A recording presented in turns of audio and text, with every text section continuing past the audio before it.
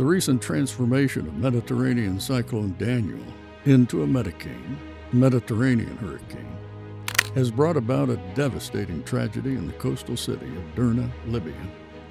This analysis delves into the factors and circumstances surrounding the disaster.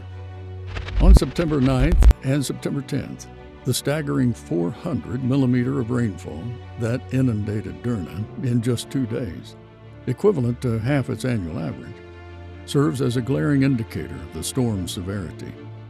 Typically, the city receives a mere 1.5 millimeters of rain in the entire month of September. Climate change has been identified as a primary factor behind this extreme rainfall, which was 50 times the normal amount. Warming seas in Europe are known contributors to the formation of catastrophic storms like the one that struck Derna.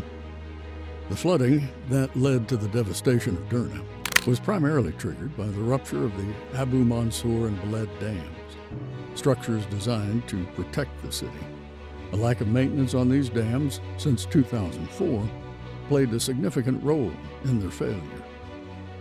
Experts have criticized the dam's construction, which dates back to Yugoslavia in the 70s, highlighting their composition of compacted clay and stone outer layers. This composition hindered water seepage and drainage, ultimately leading to pressure buildup within the dams. Regrettably, the dams failed at 3 a.m. when most residents were asleep.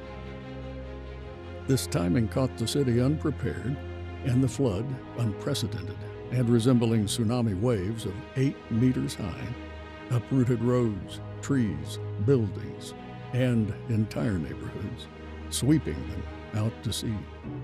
The catastrophe affected nearly 25% of the population, with an estimated 20,000 lives lost.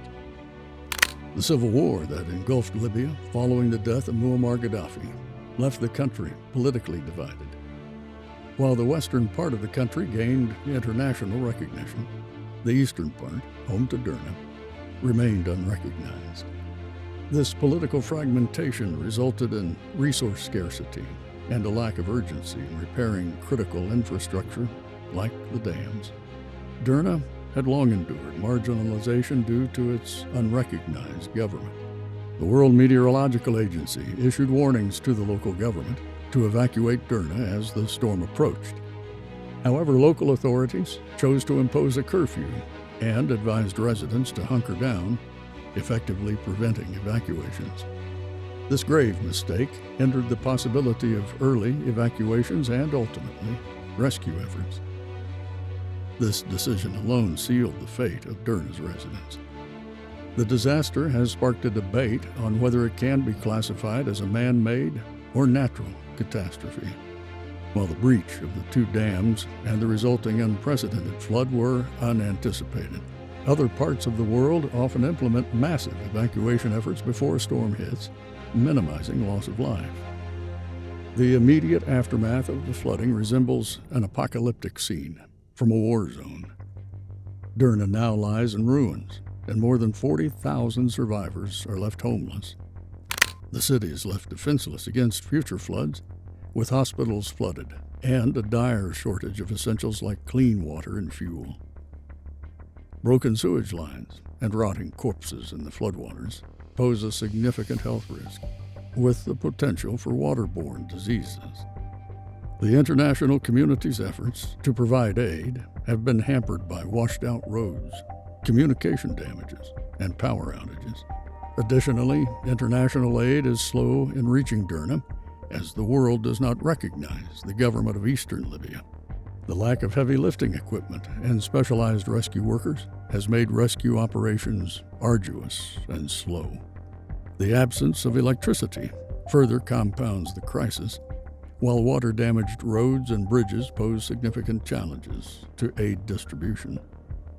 The survivors of this disaster in Derna, who are extremely traumatized, face a daunting path to recovery, struggling with a lack of electricity, clean water, shelter, and supplies.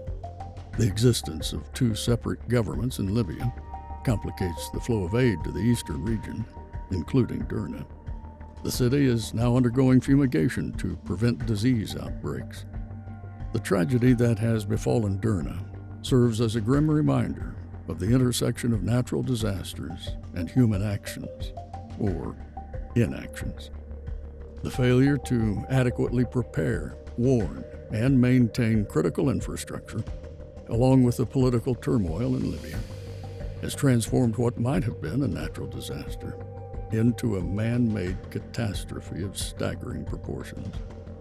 The road to recovery for Derna and its residents will be long and arduous, requiring extensive international support and a commitment to addressing the underlying issues that contributed to this tragedy.